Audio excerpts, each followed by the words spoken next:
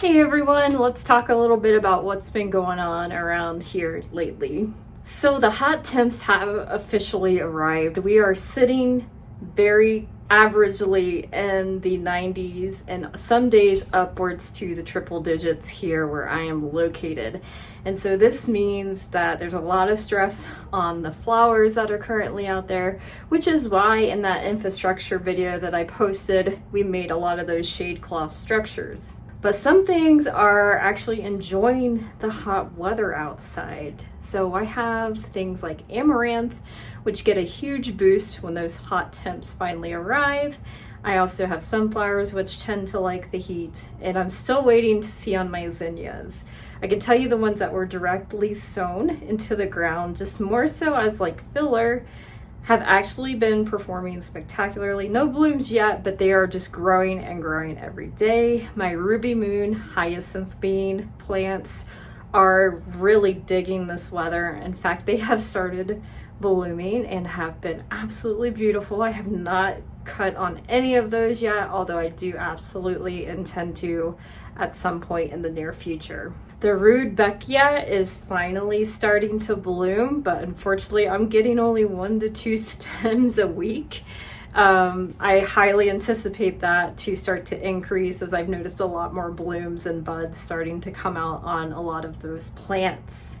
I did take some time this week to give everything a good feeding of just some basic plant food, flower food, and just kind of give them a little extra oomph to get through some of these hot days. So I do have quite a bit to talk about today. So the first thing I want to talk about is I finally have gotten some answers back on some of the farmers markets in the area, and that is exciting. Both were very receptive to having a vendor for flowers.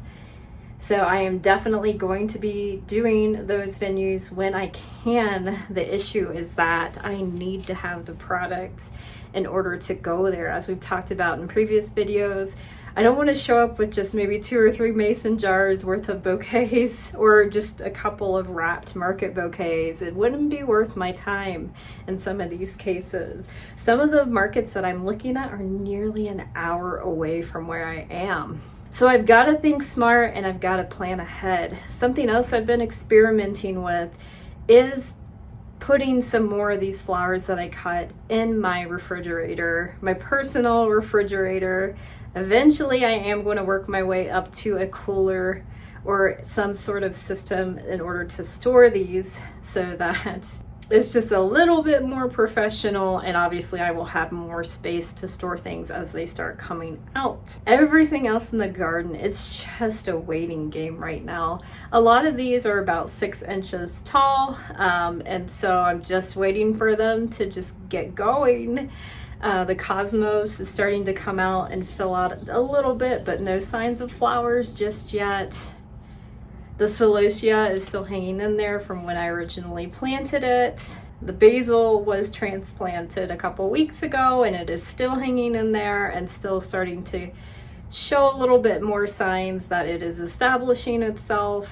My dahlias have been blooming pretty frequently, but unfortunately, as I've mentioned, I think I have dwarf series, and that's no good for trying to make an arrangement. And so I have personally just been enjoying them, or if I have enough, I have been making those into smaller jam type jar bouquets where I can utilize some of those smaller and shorter stems. So I have a lot more than that out in the garden, but that's really all I can think about right now. But everything is just growing, and it's just going to take that time to get that. And I highly anticipate, I think come mid-June to end of June, I'm going to have some of these flowers that I've been waiting and waiting on coming in, which is, oh, I hope I'm right, because I do want to get out there and start selling. I'm still not having any luck in my immediate area trying to sell these mason jar bouquets. I get good feedback, but unfortunately I'm not getting much hits from that. So that is where we talked about going into those farmers markets. That is my plan. In one case, I found out that my immediate local farmers market no longer exists in my area. And so Paul and I have both been toying around the idea of taking over the coordination of that. It's not set in stone. I still have to talk to the lady where it is held at to get more information and really determine if it's something I want to deal with, to be honest.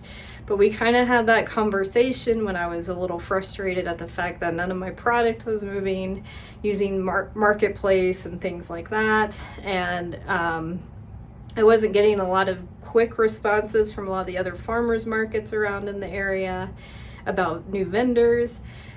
And so we kind of had a discussion about, well, maybe we need to be that change and maybe we should take the reins on that. And I do have a lot of previous experience with organizing things, whether it's festivals or art related.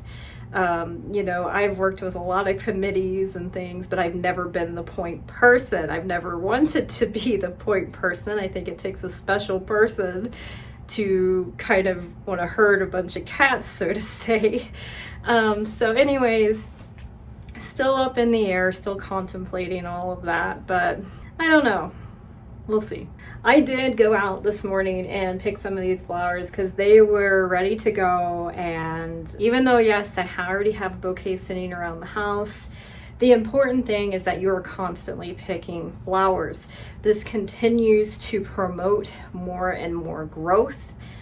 So that is why it's so important to get out there and pick, even if you don't really have any intent use for these. I'm not listing this one on Marketplace. I'm just going to enjoy this one, I think, for myself. But the other really funny thing is, so I was feeling a little defeated at how I had made a whole bunch of beautiful bouquets and was not really getting a response on a lot of them. And what was funny is my aunt actually reached out to me with just like a craft idea for some of these flowers. And it dawned on me, even though I had all intention to do this, but my brain in the midst of fresh flowers kind of forgot. But I had all intent to dry flowers and to preserve them that way so that they could be utilized in dried floral bouquets later on once the season for fresh flowers is completely done. And so that is where I am going to focus on, is that since I've got some bouquets left over of some really gorgeous flowers, and I'm talking about things like these pro cuts that I just don't want to waste. They're so beautiful. I would much rather save those and use them later on down the line. There's folks who dry snapdragons as well.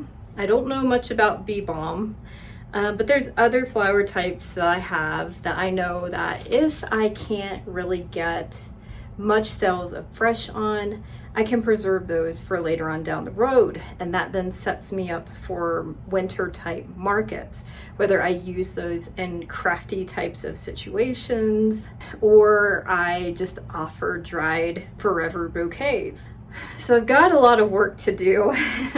So I'm excited about that prospect. It was like an aha moment for me, to be quite honest. I've got to get a couple of more things as supplies before I can do that. And another big thing is that dried florals can take a lot of space and they need to be specifically stored in certain areas. Outside of that, I did a reconfiguration of the front beds of the garden.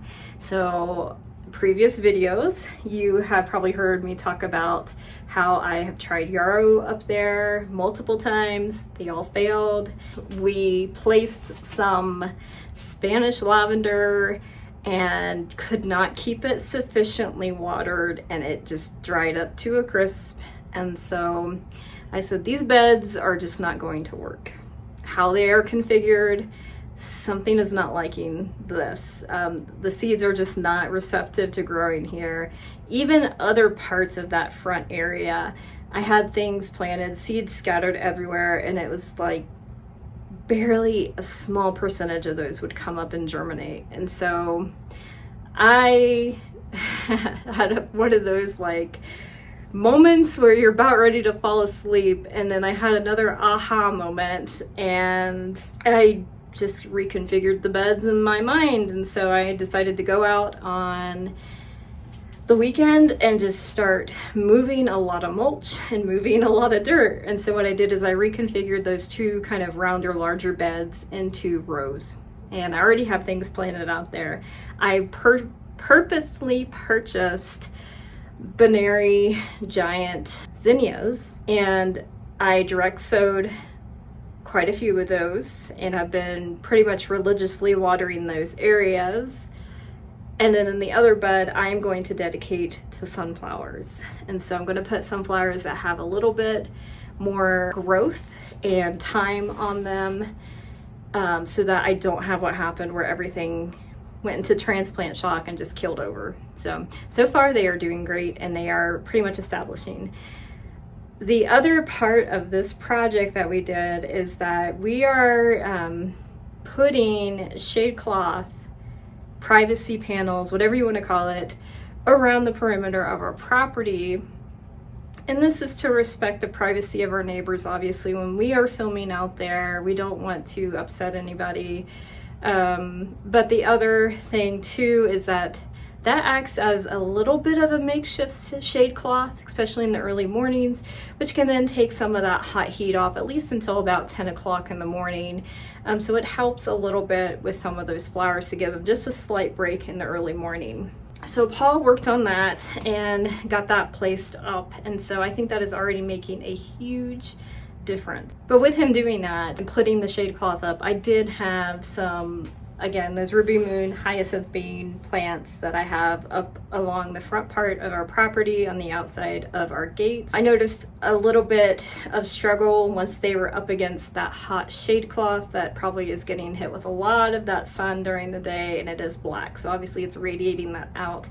And I already had my suspicions when we were putting it up that it might cause them to struggle a little bit more. We did notice some yellowing of the leaves, which could have either been a sign of overwatering or just struggling with the heat coming in. And so make a decision to go ahead and take any of the plants that had not started sprouting or blooming or growing upward with fillers yet, to take those and place them behind the fence into a different bed. And so in one of those areas that wasn't growing anything, or I had some flowers that didn't make it, I went ahead and put those ruby moon hyacinth beans there. We picked up a cattle panel at Tractor Supply, and we're just gonna see if we can get anything to grow up on there as well. Well, y'all, that is all I have, to be honest, to talk about this time. It is quite a few updates, but overall, I've got a lot of work I've got to try to get done here soon. I'm going to have a lot on my plate, I have a feeling, in the next couple of months. So I guess I should enjoy this downtime and start working on processes to help me make it a little bit more efficient as we go. But with that, I'm going to go ahead and end this video. Thank you so much for watching. Take care. I will see you next time.